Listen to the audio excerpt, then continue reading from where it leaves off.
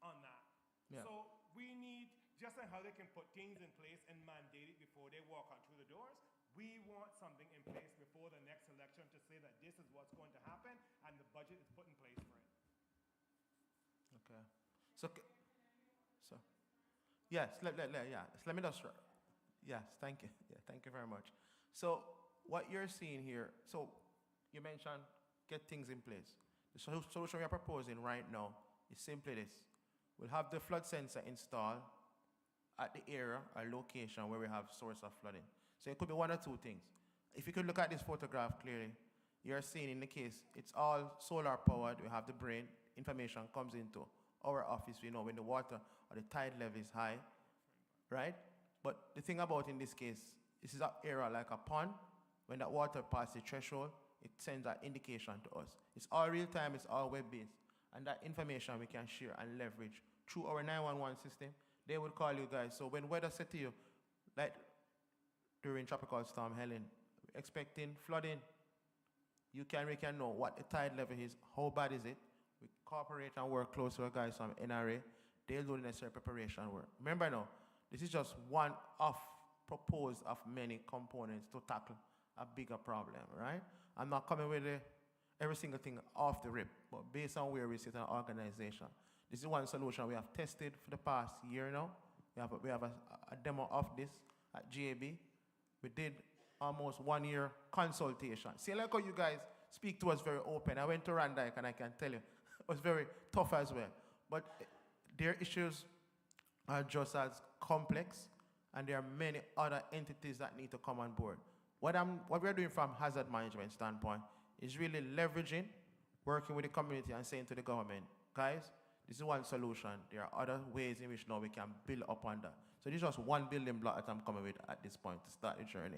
This solution can take roughly, the issue that we have with Randike, and I can be very open with this one, because it's strata property, we have to go through a legal component to utilize that space and land. So it's just a matter of sign off agreement. So if we have crown land or we can identify that, what we are simply saying is within 2 days we can have this system installed. It's not anything, it's very modular, meaning that we can quickly remove it from the ground. What we have is like a well, the water sensor goes in, which is pressure. That information, we utilize 4G, which is with cable and wireless, or flow in this case. And that information comes back to us, and we can notify you guys through our emergency system and work with our colleagues from NRA when needs to, knowing that we have the high tides in place from a real-time standpoint. I have a question. Speaking about Randike, right? Yes, ma'am. There are actually two runoffs going into South. Correct. One was removed by a developer. Correct. How do you propose that the things that you are saying and want to implement won't then be hampered by some developer? So, all right, I'll allow Mr. Howard to answer that question. But from where we sit with this solution we are proposing, we go through the process of ensuring that, like in the case of Randike, we have a solid agreement in place, and it goes through a legal framework. So we're not just going to come into your your community, install a device and have it there without proper legal framework in place. Because what I find is, if God forbid and that property is sold and this device is on it, it can cause some problem, it can cause some issues. We are working, like in Washington Boulevard, one of the areas we're looking at, it's owned by Brick K. Brick K owners are in Bermuda, and they are thinking about possibly, a different, it's being leased. We have to go about things carefully. The solution we have in place at GAB, and that one captures the water level, and you guys mentioned the one that at Stratton, in that area, so we can see when the water level is high. So let's give an example. When we had Tropical Storm Helen, typical during normal time, like now, you'll find it's like about 5. So we have like a 14-feet well. So we'll have like roughly like 5 feet of water in that well. When we have that significant weather event coming up, tides going up, we see that moving up to like about 7, 8, 9. What that simply tells us is like, listen, me guys, you need to call up these guys, have them do what they need to do quickly, and sort it out. The challenge we're having is everywhere in the island is different. So we're planning to have a network of this across the island. The device itself, all the cost is on the government for maintenance. There's no cost to the company. Only thing we need is just access to our property and land to have this set up and install. Sorry, go ahead, sir. I appreciate what you're saying there, right? Yes, sir. But I don't have eyes behind my head, but there's probably about 30 people in this room that I can call 30 sensors here already, right? Correct. That can tell you what a machine can tell you that we got a flood problem. Mm-hmm.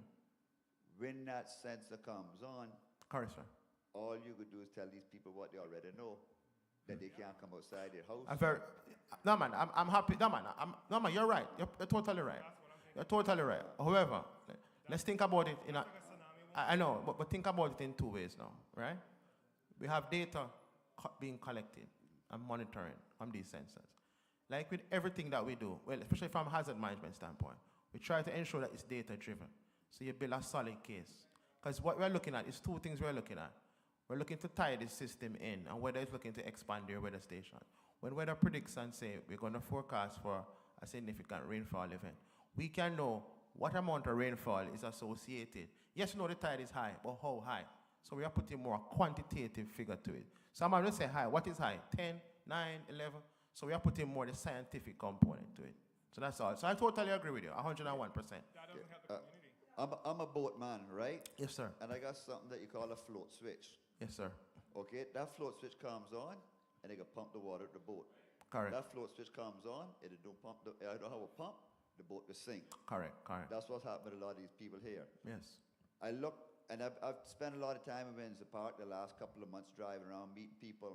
Yes, sir. But one of the things that we have to consider is Windsor Park does not have a lot of free open land anymore. I think it's time that government looks at what's available right now. Correct. And we possibly lock that in, and we consider building reservoirs to pump this water in, and we use that, and when the water starts to subside, that reservoir will start to go down in the water table as well. Correct. Because these folks, all the sensors in the world, we already know what's happening. It's flooding, okay? Correct. So the government can save a couple of dollars and put that towards a pumping system or a solution for these folks. Listen, I know you're not against us. You try to No. It's a two-way street. Yeah, man, as I said before, you guys are being open, so I'm being open. So I really appreciate it, man. I mean, I listen to this, and No, man, no problem. All this is telling me basically is when you send the information out to us, telling us we're gonna be a flood, head for high ground, leave everything behind and run. Well, that's one piece, but remember now, let me give an example. If we had this sensor network, say 5, 6 years ago, and before they built the roadway, for example, one of the things you'll find is, and I allow Howard to speak to it, you guys will hear the term being floated around, EIA, Environmental Impact Assessment. What's done at typical environmental impact assessment is that they would collect data on various stuff. So if they understand, because other persons, when you speak to them vocally and say flooding occurs here, these guys who are doing these typical reports tend to look at data and look at information. And one of the first places they go to is the National Weather Service. So what we are simply saying is it adds some value, but from a quantitative standpoint. And one of the key things too, which we are trying to push from a hazard management standpoint, the information, one of the key things is historical data, not just from sensors, but from the community. So you go back and say, Grandma, 20 years ago, where was the water? That sort of stuff. That is very critical information that we utilize. And sometimes persons underestimate the value of persons telling you, boss, 20 years ago, we never had this issue. 20 years ago, this was the situation. And that also supports the EIA as well, because that is what we refer to as historical data from the community. And that is very critical, especially for the work that we do at hazard management. Sure. Yes. Of water, yes. Correct. But but remember now, if you notice in the last, especially couple years ago compared to now, it doesn't have to rain significant. Because sometimes even half an hour rain, I will find that there's flooding. Am I right? Yes, yes. Historical knowledge, we can understand. Thanks for coming. No problem, Appreciate boss. it. Good seeing you again, man. I Come live on. I got property on East Boulevard, and Yes, for sir. many, many years, behind my property is Windsor Park. Yes, sir. And for many years, from the 70s, 80s, 90s, there's always flood from there, which came onto my property because I didn't have a wall. Correct. I'm not a civil engineer like you guys, but I like to watch how the water flow. I like to watch how the water behaves. So over the years, I've been looking at it not to get flooded with my property, Yes. which is a little higher than East Boulevard, which actually has some good depth of. I don't have no Parliament because it got good cavity in that area. Yes. Yeah, because most of the Walker's Road, for all that don't know, was basically limestone. Walker roads are basically cut down back in the 50s, 60s to help build the airport. If you all didn't know that, that's where you see it goes on and come up. So we have really good cavity in the East Boulevard area. Correct. Now, over the years, as the road has built up, and I do it many times, I see the water flowing down, goes in Miss Phoebe yard, Dagon Daker's yard, goes into Hernandez property, and it comes into mine. Luckily, when I built my apartments 14 years ago, I put down deep wells with 8-inch pipes. Yes, sir. Now, I didn't quite understand that. It was kind of expensive back then, but I put them down, but thank God I did. And I had to because I had to plan the regulations and, following all of the regulation and also putting guttering around your property to capture the water. One thing that's now changing in life, we can always have hurricanes and rains. Correct. And we know now Correct. over the last 14, 15 years, and I had them there almost 15 years, Yes. is that the weather patterns has changed, and it will continue to change. Yes. We have no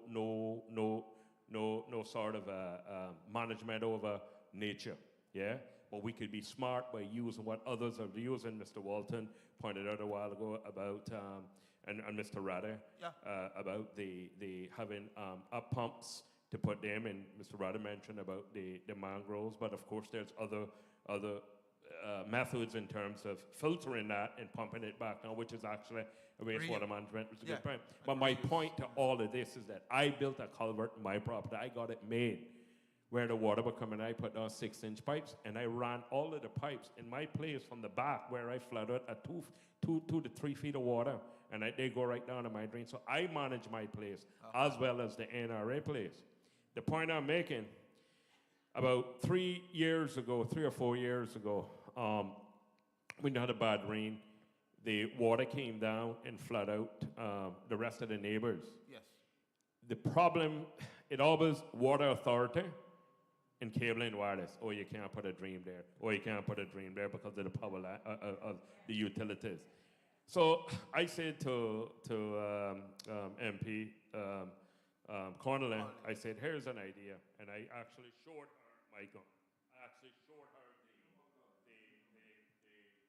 the water flowing by a video I take. Yes, sir. So I showed it to one of the NRA guys. Well, anyhow, it was nice that they put a drip in the neighbor's yard to capture that water flow. Because I'm saying, I don't mind doing that, but you should mind putting that drain in somewhere else, because they said, well, government can't really do that because, it's whatever the regulations are. I said, but you drowning the people out. Yes. You built the roads up. And for people that don't know, they're putting on a big international mall in our Peruvian, right across the road, right next to Vigor Nursery, between Vigor Nursery and Vant Motors. So that's going to be huge. So I'm just saying. So we keep on building up, and we're getting flooded over and over. But there's a solution. And nobody's willing to put up pumps and culverts is the way to do it. Let me tell you something. You just made that road out in the back there. That's good cavity. That's one of the highest points in Georgetown area, as well as the government homes right back out here.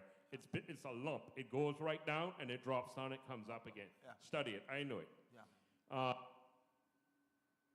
thinking, and what I'm suggesting, I spoke to someone, if we put the uplift pumps right on that new road, that was a nice cavity. Yes, sir. Why not? You put it there and put the culvert connect from Noel's house all around here to run the pipes down to certain points on the back of Bobby Thompson right now, and put the pumps there to pump up, and then you filter it from there. Roundabouts, look at how huge the roundabouts are. We could also use the roundabouts as a where we could pump that in and on to other pumps to filter. That could be a filtering system. Look at the huge roundabout there. So again, you probably talked about sponge. Sponge cities, sponge cities. Which I googled yesterday to see how. Yeah, man, yeah, man, yeah. Yeah, man, there's a solution. There's a solution. You guys are in. No. We're having we're having conversations. Yeah, man. Yeah. This area where we stand today, this bull rush area has always been. To be honest with you, it shouldn't have been developed. It should have never been developed like the new condos, like the new apartment units down there on the Pearson Highway for put now. Yes, sir. They just built a road that cost a couple of $1 million. Now you can't drive through it now in June when we had the floods. Yes, sir. Flooded. If you're driving so weak, you can't go through the road because the traffic, you can't go through South South. Flooded. Damn if you do, damn if you don't. You know, so what happens? So, but we put down the units down there out there on the Pearson Highway that where the water naturally flood. So where is that affected? The sea road we try now is a couple of $1 million, couple of $10 million for 100 feet, as well as the Randite Gardens, which have been flooded from. Oh man, it's really bad around there. Yeah. It worse for them. Yeah. So sometimes planning doesn't talk to NRA or NRA not talk to planning. It's probably like the health issues we have. It's probably like it's like the issues with cars, garbage all over the place. Problems that we have that in the police to say, well, that I have to do in my department. You got to talk to this Sure. department. I mean, people want to run in circles how we want it there. Right? So that's my piece of tonight. Come back on that, thanks, sir. Yes, sir. These road that we had in here, we had canal, like it was like what do you call it? They had dikes. They could have all some of the water could have filtered the dikes. Because when you go down, you could. I remember one day I went down in one of the places. I went about 12 feet. Yeah. Down, they had cliff, it cuts down. Cuts down. Yes. They have to run like their cars talking and They pull them up and like the villa round about this round there. Yes, sir. There's some cliff filling away some of that water. Pull you go inside. Yeah, yeah. And it's true. By the pond on our Yeah. post, there's caves up in the back there. And the reality is, water takes the least part of resistance. Yeah. Yeah.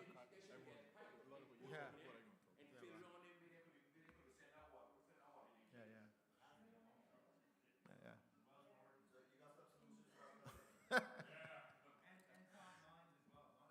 No, I mean, what I'm proposing here is just one off that we have put forward to the table. Obviously, I allow my colleague Howard to speak to from the NRA side, because at the end of the day, from a hazard management standpoint, we don't believe in working in silos.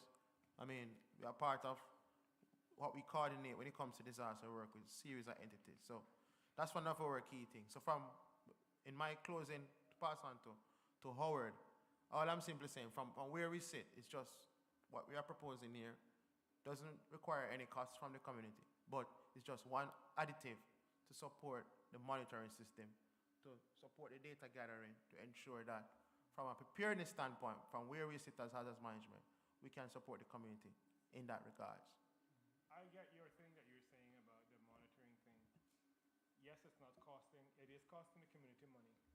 Because every time the monitor go off and tell people to run to the hills, our homes are getting destroyed, our cars are getting destroyed. We have got to work to replace those things.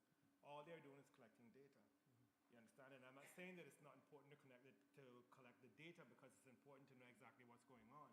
But what we are looking for is a way that Because when that thing goes off, the we next are safe. phase. Yeah, the next solution. Yeah. But you give one thing about the insurance, Bridgegate. What I was with Bridgegate? Yeah. On Eastern So, Avenue. if you're familiar with Washington Boulevard, the land owned adjacent, we're looking to place one sensor here. When land is owned by or leased with Brickay, and their property is very big. Bridgegate not losing nothing. Ain't Bridgegate just raising insurance again to the people, so they're not losing, so they should be that great. No, man. No, but you talk about it. No, You no. talk about it, the merchants. So if you want, Yeah, yeah. if you want to talk about the merchants, so you have to be really sick. I mean, we're working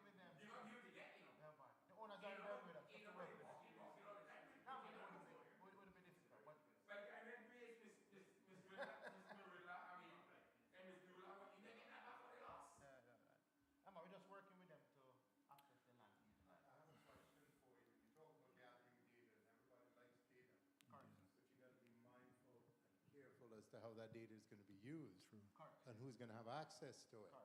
Because you already have very high insurance premiums.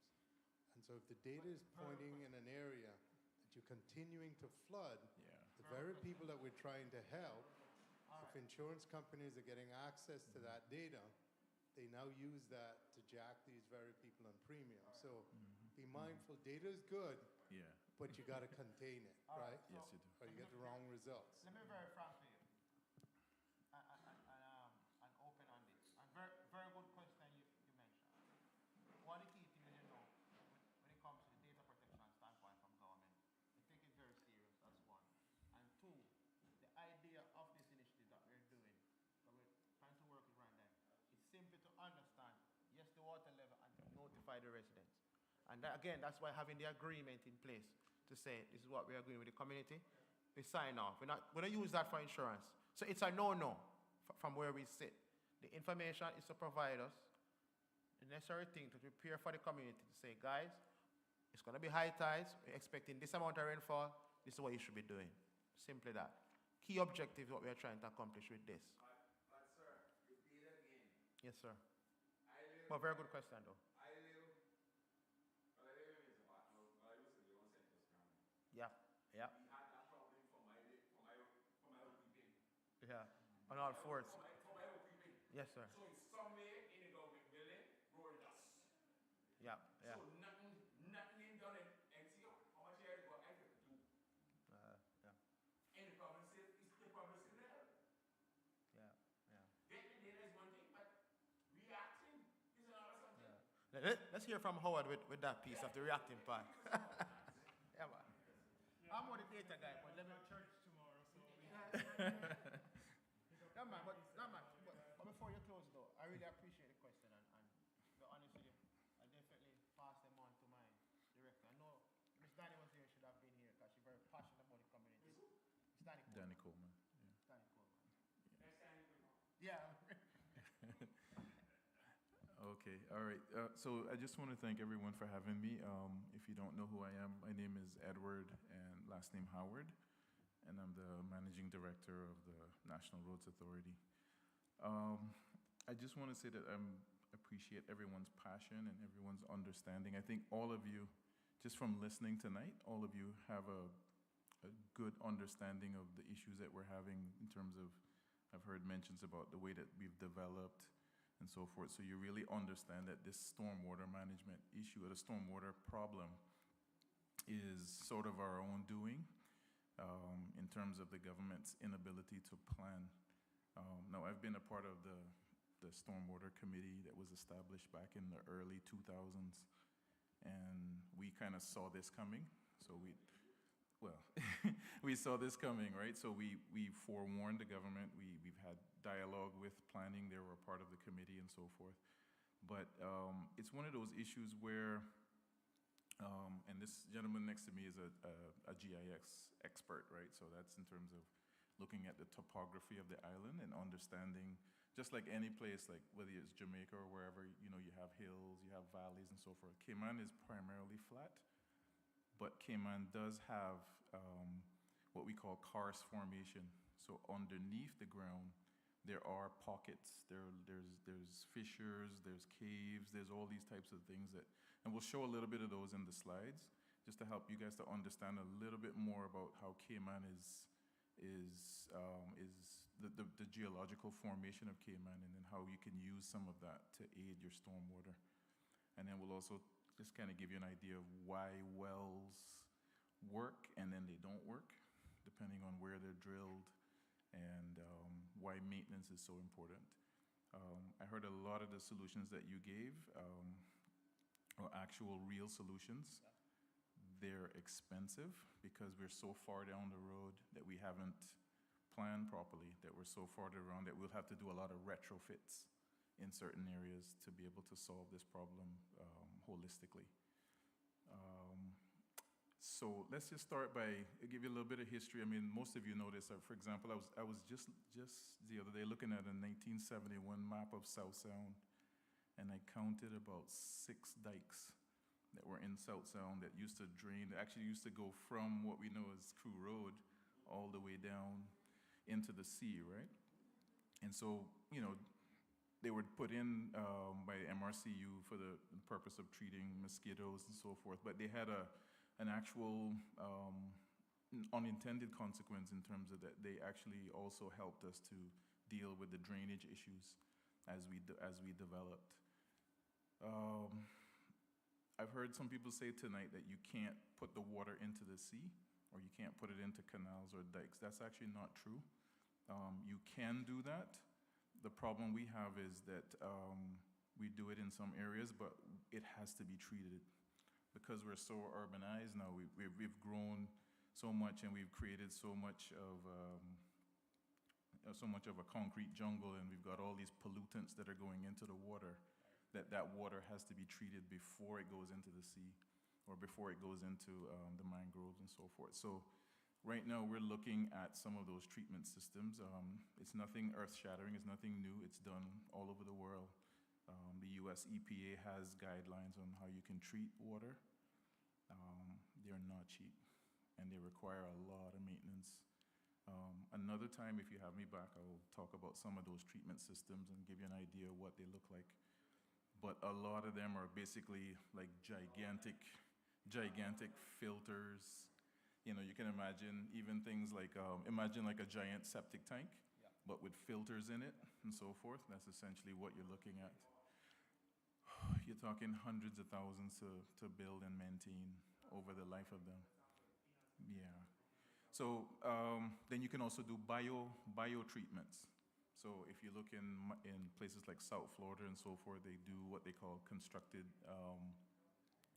wetlands, and these are buzzwords I'm throwing out for you guys to be able to Google and look at later on. So a constructed wetland would be something like you take a large area, what people would refer to as a sump area, and then you put certain natural type of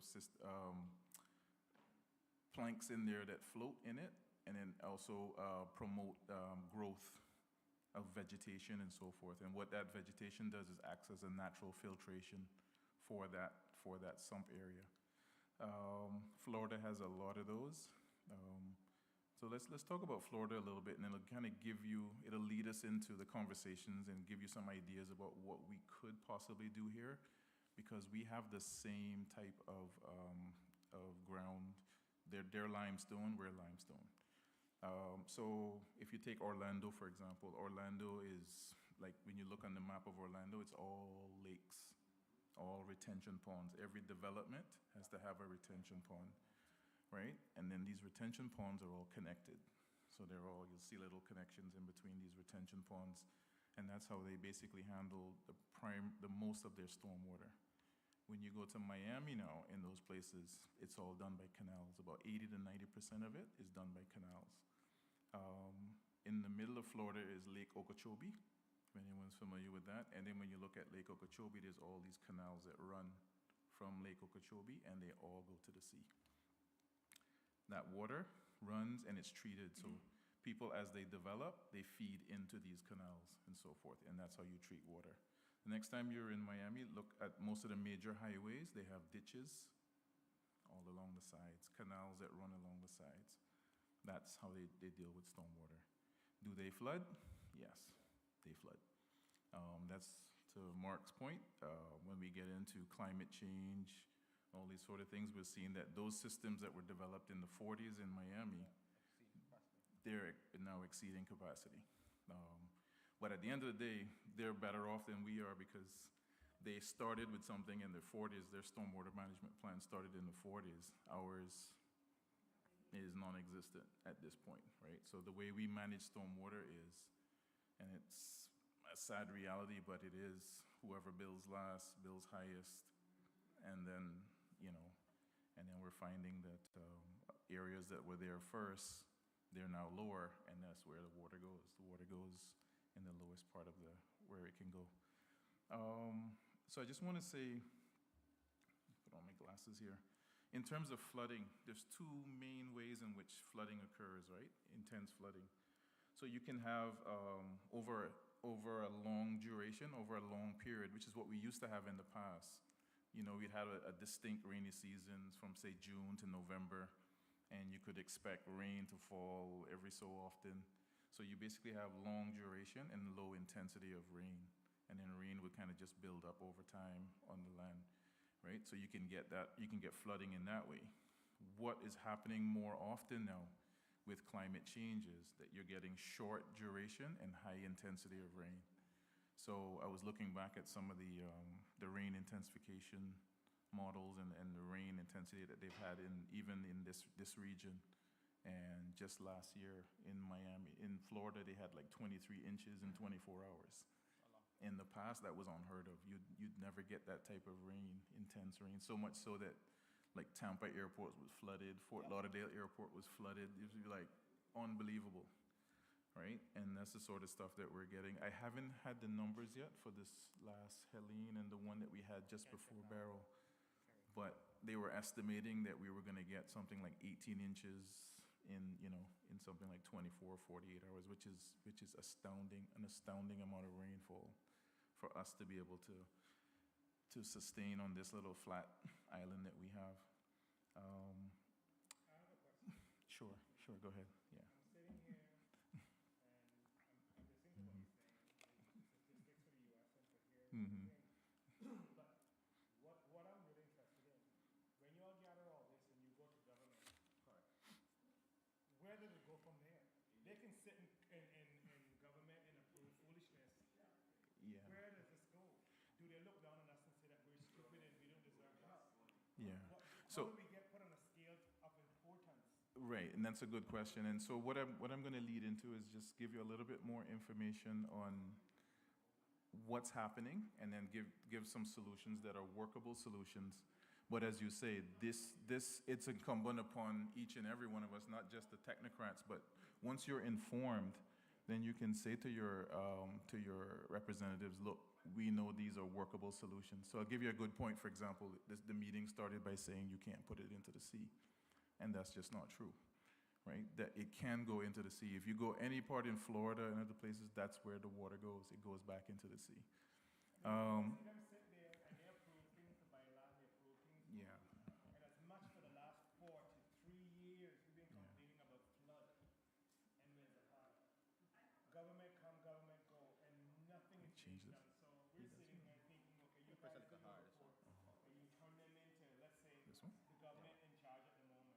They go to Corpus, they look at that piece of paper and says, oh yeah, well this is from NRA and hazard management. Well, it's going to cost $50 million, so let's just put that over here. We want to build something else. Yeah. You have the political will to MPs that are representing this area, and they don't really care. You know, they care, but if they really care about this problem, they would have solutions and laws. Yeah.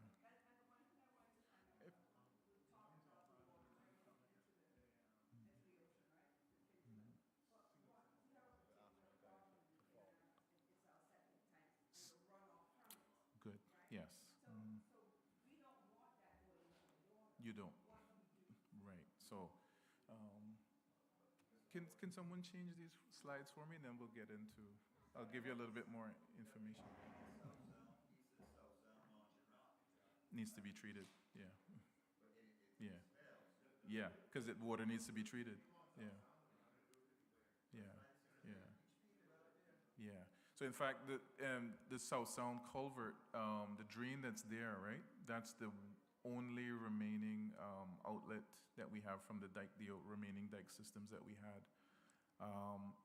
It's private land. In fact, a big portion of it is owned by a Chinese developer. So whenever they're ready to develop, that dike will disappear. And then South Sound is truly a basin after that, like a literal bowl that will have no outlet for the water once it settles. What we're working currently right now, we're actually working with getting some information from a private firm in terms of how we can treat that water, just to demonstrate to the government that, look, this culvert provides a very important means of release of the water. And we want it to remain, but we recognize that it needs to be treated. So that's one of the things that we'll actually do a demonstration project to show. And so we're actually putting together now a proposal with the cost of that and so forth. We're looking at a couple of different baffle systems and even some oil water separators and so forth for that, so that you will get clean water coming out of that. Correct. Yeah, yeah. There's all sorts of stuff that's in there. A lot of times the color isn't necessarily that it's, yeah, it's what they call tannin, right? So it's the color from the mangroves and so forth. But that will be one of the first projects that will be used to demonstrate the ability to to put this water into the sea, but put clean water into the sea. So what I wanted to talk about very quickly is the slide is one of a few slides that I'll show you very quickly because I know time is getting away from us. But those you're seeing essentially sort of the hydrogeology of any sort of typical limestone area.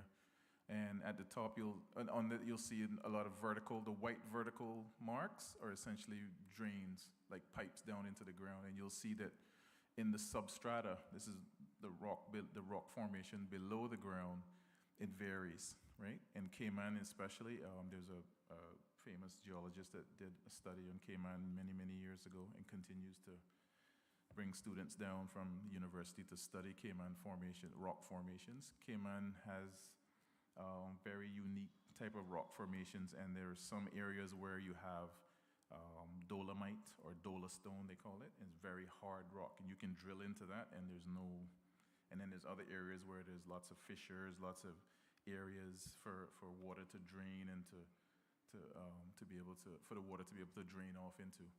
But on top of that, you also have aquifers, which are basically you have water under the ground. So any subsurface area, you have groundwater flow.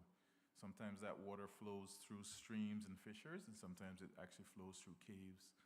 And in certain areas, of course, Cayman has their water table, which is essentially, Cayman has one of the highest water tables. There are certain areas where you can drill down, and then the water table is right there. So whenever you start to do drains and effluent wells and so forth, you have to be cognizant of the water table. So the effort is when you're doing a drain is you always want to try to go down deep enough so that you get deep enough past the water table so that you're not polluting the water table at that level just below the surface. Mhm. Sponge City, yeah. Yeah, it's a rain garden. A rain garden. Yeah. Yeah. Oh, yeah, next one. Yeah. Okay. Yeah.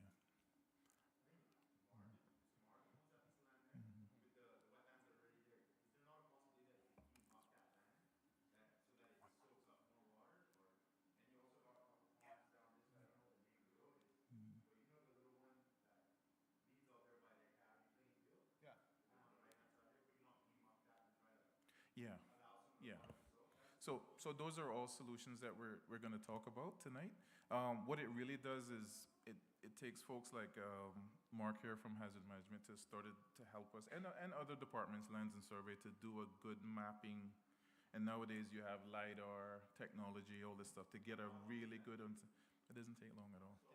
Yeah, the technology you can do it by drones, you can do it by airplanes, all that sort of stuff.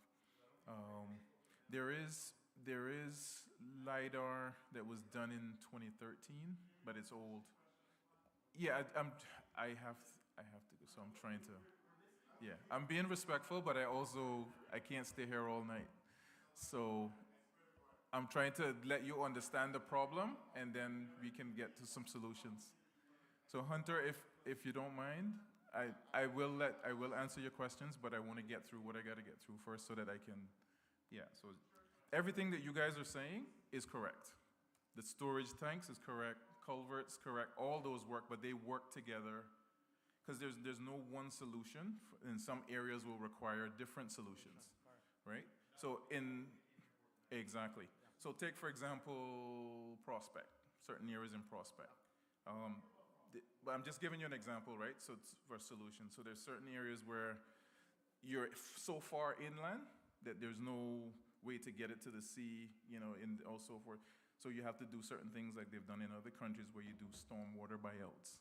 So stormwater buyouts is essentially the government says, look, I'm going to have to go in and have to remove certain amount of homes and so forth, take them out, dig it out, create that retention area. You see? There you go. So, yeah.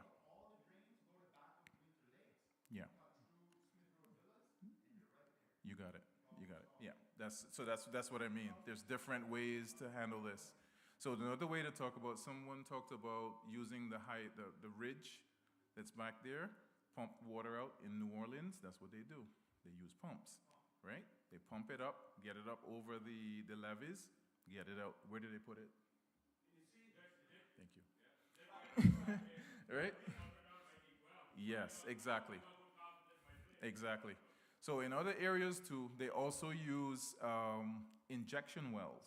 So I haven't talked about that today, right? But we don't know enough about Caymans. Again, when we talked about substrata, so in certain parts of Florida, other islands to one or two other islands, they will go hundreds of feet down, right, into the substrata, and then you inject. So in Florida, they'll do injection wells as deep as 1,200 feet, 2,000 feet, to put chemicals, stuff, waste. That's where they put chemical waste and stuff, right? You put it, right?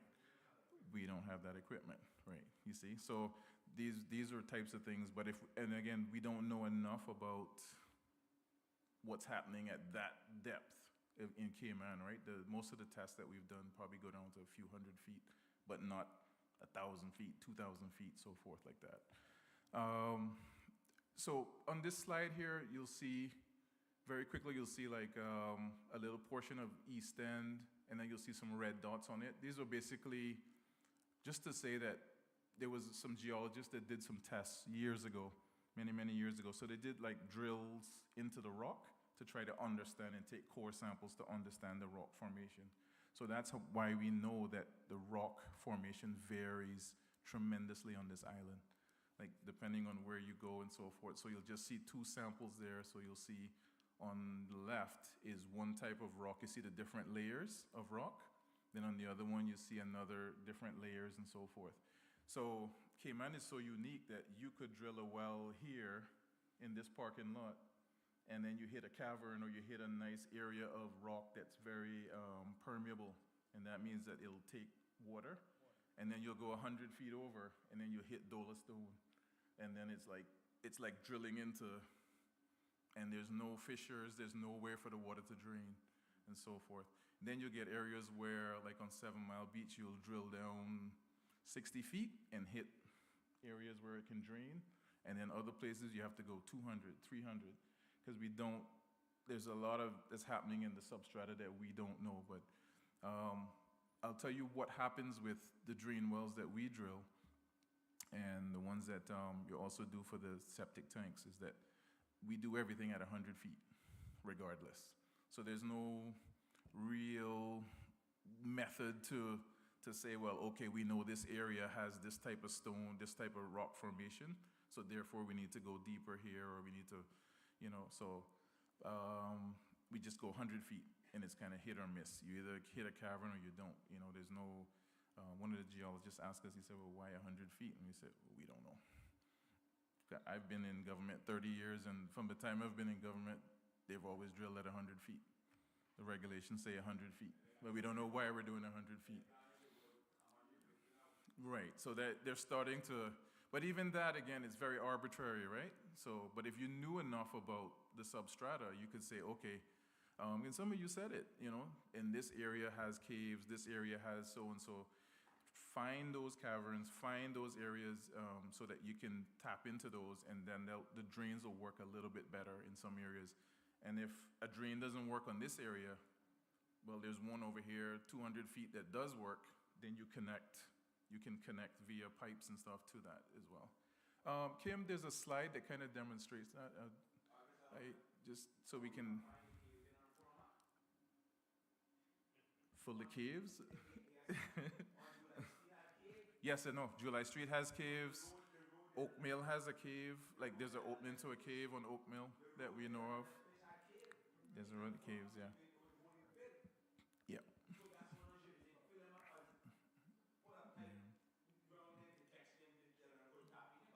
Yeah. Oh, go back to that one. Go back to that one. Yeah. Yeah. So again, just to demonstrate what I was saying, you'll see this is in Florida. Again, they have the same type of what they call karst formation. So you'll notice we don't have that type of thing, but what we're looking at is below the surface.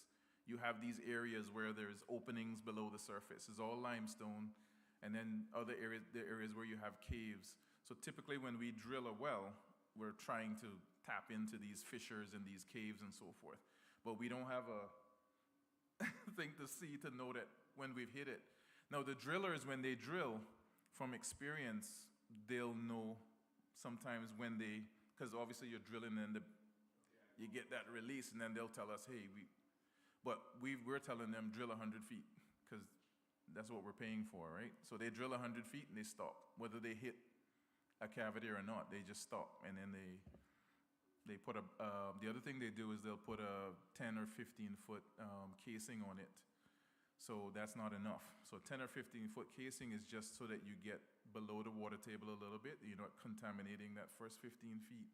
Is providing a pipe casing so that the water is not contaminating the water table at the surface level of the water table. So what happens when all of this stuff is going down into the well? These little fissures that you see on the side, all the dirt, all the plastic bags, shoes, we found shoes in there, we find all these things are going in there and they're clogging the well. The other thing that happens too is the wells, depending on the type of stone you're in, the stone, sometimes it's soft, it's that soft limestone, kind of what you know is that marl, and it just collapsed. The well actually collapsed, and so we have to come in sometimes and re-drill and so forth. So it's little things like we're saying, well, what if we increase that casing, that piece of pipe, what if we took that down further, so that, you're not, because what happened is, we got 2 wells on Linford Piercing, for example. We drilled them at 100 and, I think they were 120 feet. And within less than a year, they had collapsed because they were in a section of soft limestone that it just collapsed. So even the wells we drilled out here, they collapsed, you see. So to prevent them from collapsing, what you need to do is put a deeper casing. So that PVC pipe, you need to send it down further. And then we probably need to go back and drill a little deeper to see if we can find some of these caves, some of these caverns that you can get the water into. So, yeah.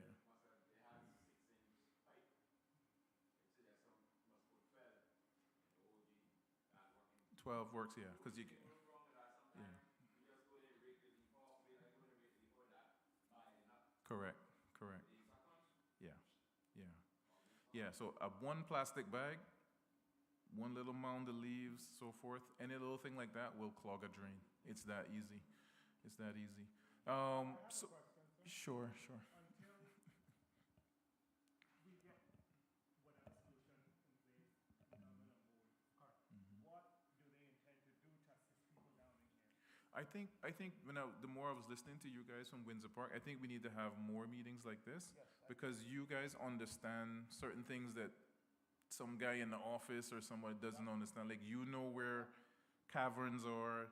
In fact, someone was telling me the other day about an area in the Ironwood Forest, like in that area where there's that ridge, but then there's also almost like a gully, and so forth. And then the older folks they kind of know the type of rock that drains. So like the Iron Shore Formation and exist in certain areas. Seymour, yeah. There's a cave somewhere there that I know of. Yeah. Because it had sunk in and they had to fill it, Yeah. cuts right through and come over. So if they can reach that will also Yeah. take some of the water. That's what someone was just telling me about this week, and I kind of knew about it, but like I said, some engineer in the office won't know that, right? They won't know about this. There's somewhere here on just where the Adventist Church, on the Keturah and stuff like that. There's some there. I remember we were drilling 10, 15 years ago, and the well went down about maybe 50 feet, and I mean you can pump water into that thing, and it just goes.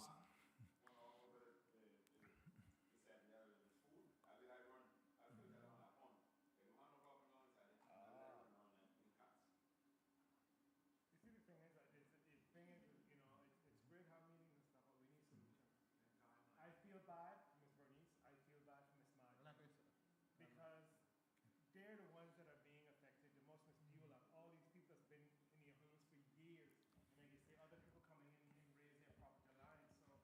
looking for a slide with a well. So what is it that we can approach, since the minister weren't here today, so we must come to him for his assistance, what it is that I can go to him and say, look, this is what we need. Do we need deeper drains? Would that work? A combination of stuff. Yeah. So because Maintenance of the drain, right? yes, yeah. You know that if we've gone through this weather, you know there's water there Mhm. regardless, right? That's the time to deal with it. Yeah. Every time it happens, I have to actually get on the phone and call Mr. Ford. You're lucky every time it happens, I gotta go shovel the drain I too. shouldn't have to do that. I think, There's one with I a think drain. what I need to do, like I tell them my advice, what I did.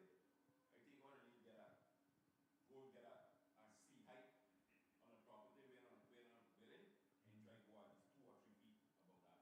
That's like it. Darn, can I bother around with that?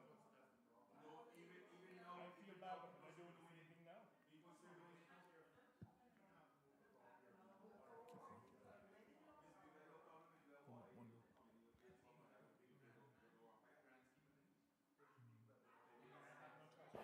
up my house, or I gotta build up around me. If I don't do it, I won't get Yeah. Yeah. So no, that's one thing, right? So one of the other things you can do is keep going till you find. There's one with just one single well on it. I wanted to explain something. Yeah, that's it. Perfect. Okay, so one of the things that's one solution. So there's other things you can do.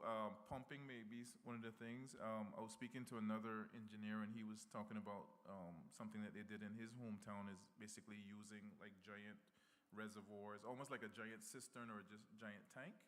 So you take that water and pump it up into the tank, and then that's water that you can use for hard water and so forth, right? The thing with storm water is that the water, imagine over a large area, the rain is coming down so heavily, right? So it's all that intensity. So that water, and you're putting a 10-inch pipe into the ground and expecting that to take all of that.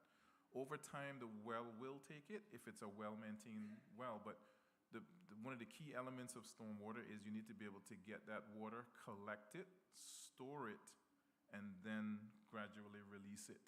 And that's the thing, we don't have ways to store it. Because even a simple drain well, the catch basin is 3 feet, or in some cases 2 feet, and then it's a 10-inch diameter hole. That's just too much water. Right, and so I'm going to explain why wells work and why they don't work with this graphic. So up on the screen is a typical gravity well. So they're basically called gravity-fed wells. And like I said, you can see the water goes into a catch basin. It goes down into, in a karst geology, karst formation, if you're lucky, it's going into some sort of cavern and so forth, which you can see at the bottom of that well. We drill them at 30 meters, 100 feet thereabouts. So imagine there not being that cavity at the bottom, where the blue water is. Imagine that's not there. Then that well then is dependent solely on there being enough cracks in the rock for that water to seep away, right? And so that's what we're talking about. So you may get a situation where you've gone down 100 feet and you just so happen to hit that cavern, and then your well is working really good. But in the other situation where that cavern doesn't exist in that area, and then your well is dependent on the cracks in the rock as it goes down, and then that gets sedimented with soil and all sorts of stuff that gets into it, and then fills up the fissures, the cracks in the ground. We can drill deeper. The drillers can drill deeper. Yeah. So we can try starting to do that. So let me show you another way a well over time can become sedimented. So remember we talked about the fact that you need to keep, not just keep wells clean, but you need to keep areas around the wells clean. So look at this well, for example, this gravity well. And you can imagine, like I said, we found shoes, beer bottles. On Linford Pearson, we got like 3 Heineken bottles came up out of one well, and then a shoe and all sorts of stuff when we put that thing in there in the vacuum truck and we start to bring it up. This is, yeah. Yeah.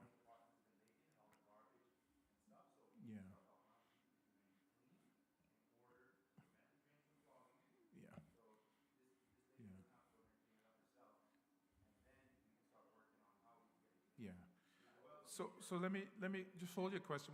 Let me show you how a well can become basically sedimented over time. So we talked about the fissures getting clogged, but look again at this well, right, which has the cavity at the bottom. So it has an area. So imagine that area being just a little cavern at the bottom where when you first drill it, water is going through and it's fine. But what else is going in with the water, right? Dirt, all sorts of stuff, right? So what happens to that dirt and all this thing? So if you look at the bottom of that, you'll see a little arrow in a little brown area. That's sediment. So over time, sediment builds up at the bottom of that well in the cavern. And a year, 2 years, 3 years, that well is no longer effective because now that sediment has basically replaced that water cavern that was at the bottom. Right? So those are just ways that wells can over time, then they become basically useless to you, right?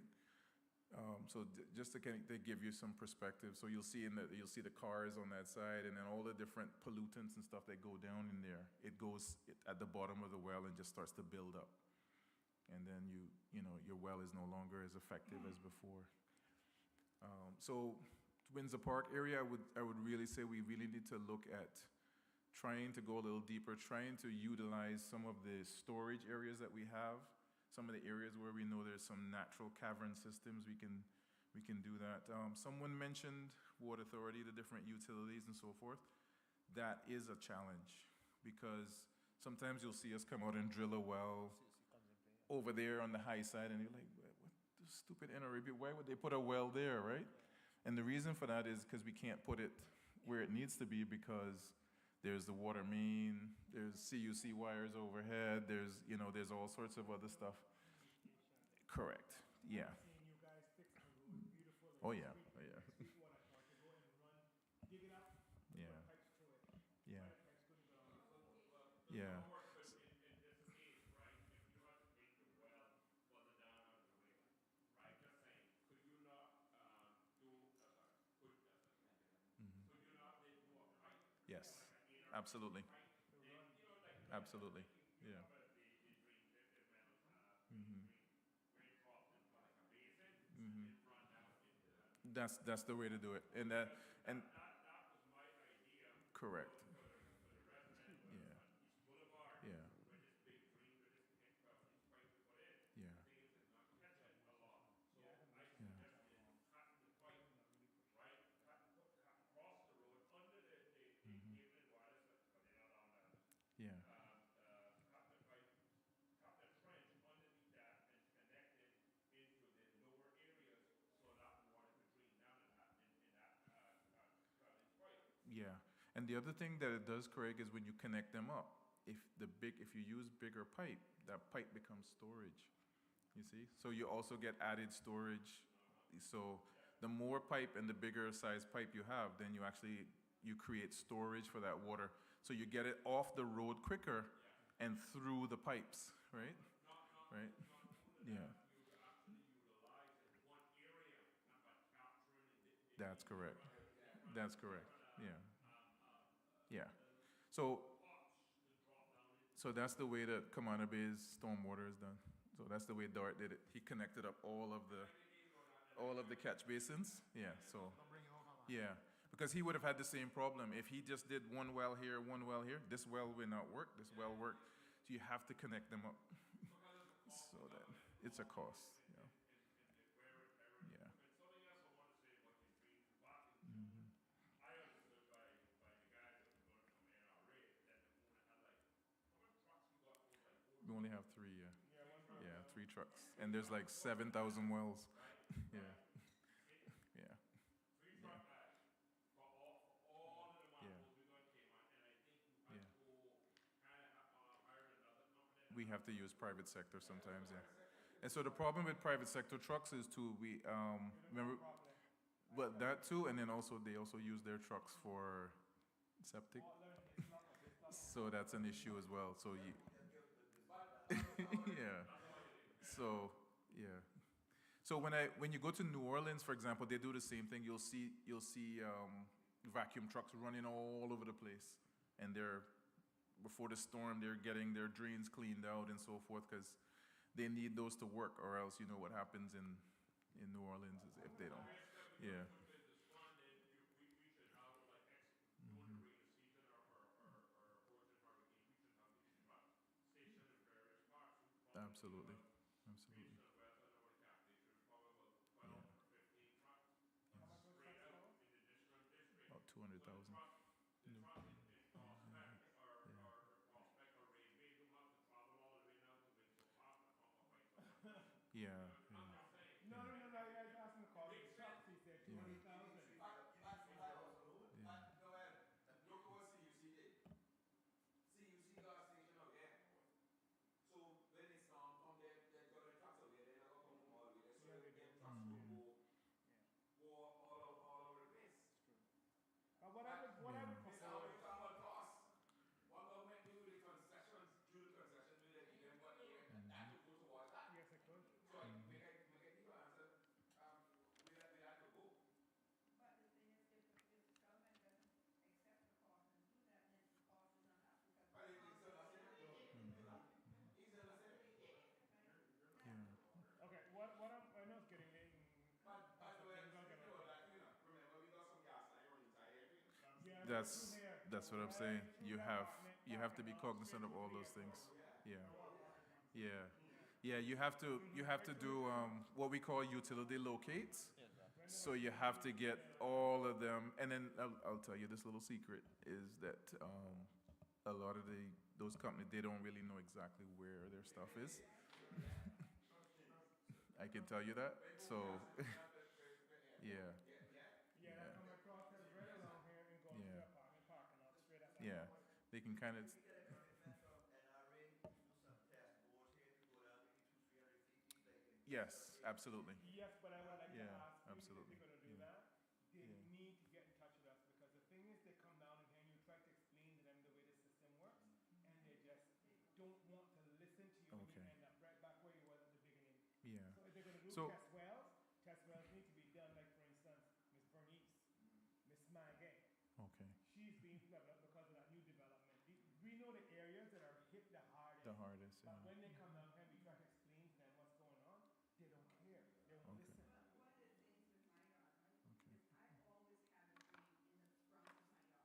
Mm. So I never flood. Now, what happens is, they build up a road, and they build it up in such a way, it's like Pyramid. this. Yeah. Yeah. Yeah. Is that pyramid, right? Yeah. So when, Anthony Drive floods, Runoff. it runs right down, but it doesn't just run straight, it runs like in gullies, right? Hmm. So when it gets to where my drain is, Right in. Yeah, because yeah. So what you have is what they call rate of runoff. That was another thing I wanted to talk about. So as we become more urban, as we put more concrete down, more asphalt down, water that used to drop here and soak through hits a hard surface and starts to go. And as the water goes, it picks up speed. So we call that the rate of runoff. So your drain is there, it runs right over the drain and goes. Also, even the way we shape our roofs, we all like these nice fancy hip roofs and so forth, but as water hits your roof, it's coming down at a higher rate of speed, and then it floods your yard and so forth. So, all those things in totality is what we need to look at and so forth. So even, we talked about rain gardens, some of them do them on their roofs. Yeah, man. So they actually do flat roofs now and stuff to try to hold the water and so forth. It's about catching it, slowing it down, giving the drain system time to handle it.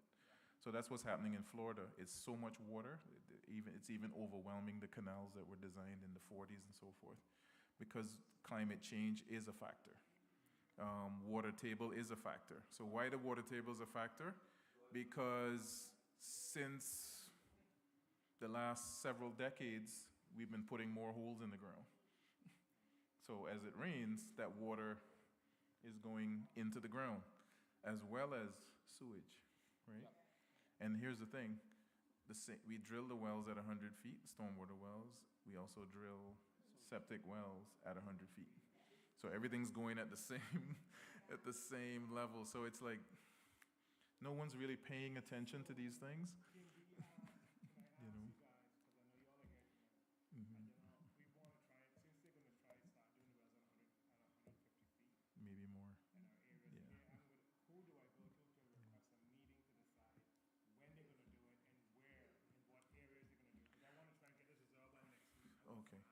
So let's coordinate that through our minister and through us as well.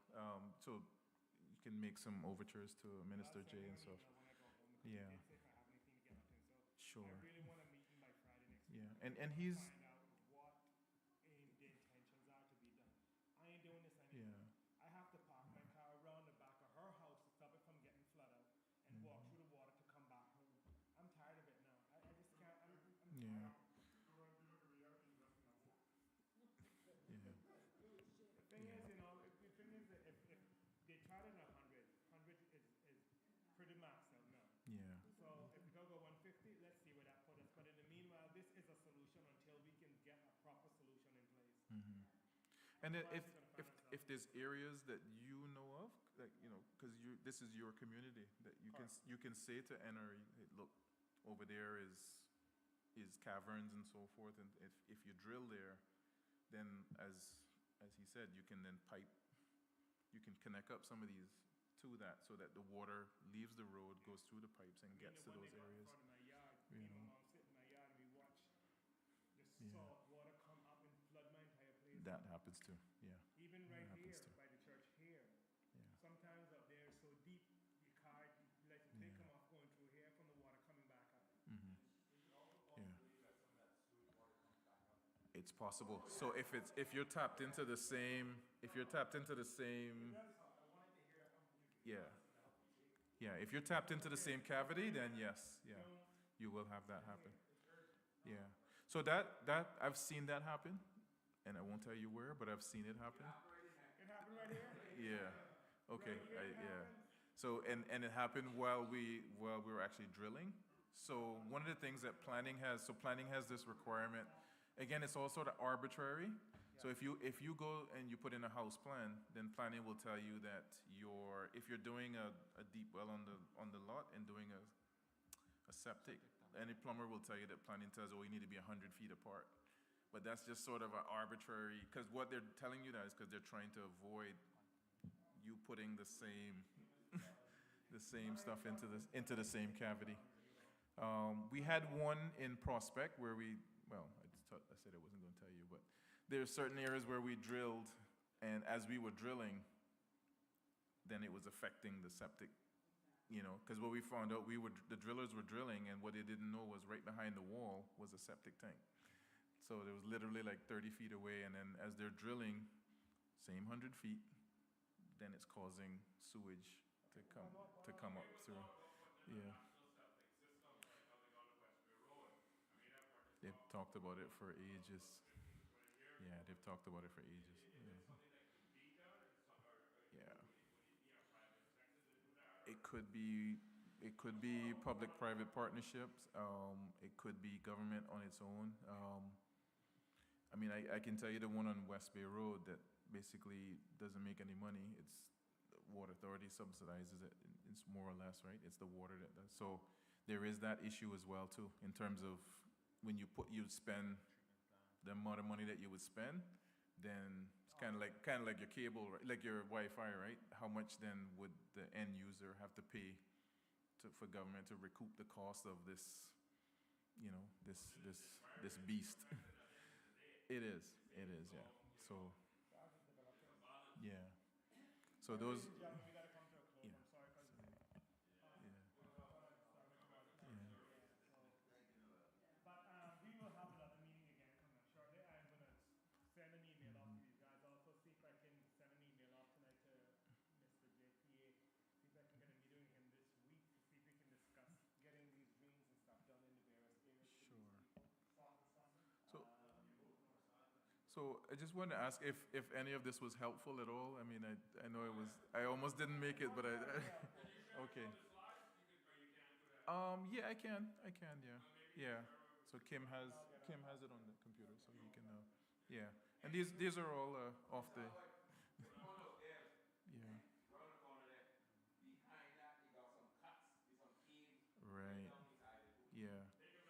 If you can, Craig, there's a book called The Geology of the Cayman Islands, and you can get it on Amazon, I think it is. Yeah. There's actually two of them. There's one done by a Dr. Brian Jones, and then there's one more recently done by a research student. So they're very good. It actually gives you a better understanding of how Cayman the geology of Cayman, and so you can understand why certain drains and stuff don't work, and kind of understand the whole water table a little bit better. Yeah. Mhm. Thank you guys for your time. Also, I was just wondering if by the next meeting, if you have a timeline for when you guys will plan to come back and drill the well at Windsor. I will. Well, I'll get that this week. We'll talk with you. We need to have Yeah. something set in stone by the time, Yeah. you know, and then we'll. Yeah. So we don't drill them, but it's private sector. But yeah, so we have to schedule. Yeah. Oh, trust me. They're below sea level. I know. I know. Yeah. Yeah. Yeah. What I could do from my side, I'll talk to my boss. Invite you to come in. No, man, respect, man. I appreciate it, man. Appreciate it. Okay, buddy. Appreciate it. All right, man. Come in and sit down and you Oh, thank you. get Thank some you. more All right. insight to the type of stuff we're doing. All right, buddy. I really appreciate it, man. I really appreciate the honesty and the openness. Now, man, you're good, man. You're good, man. Respect, man. Yo, respect, man. I appreciate it, man.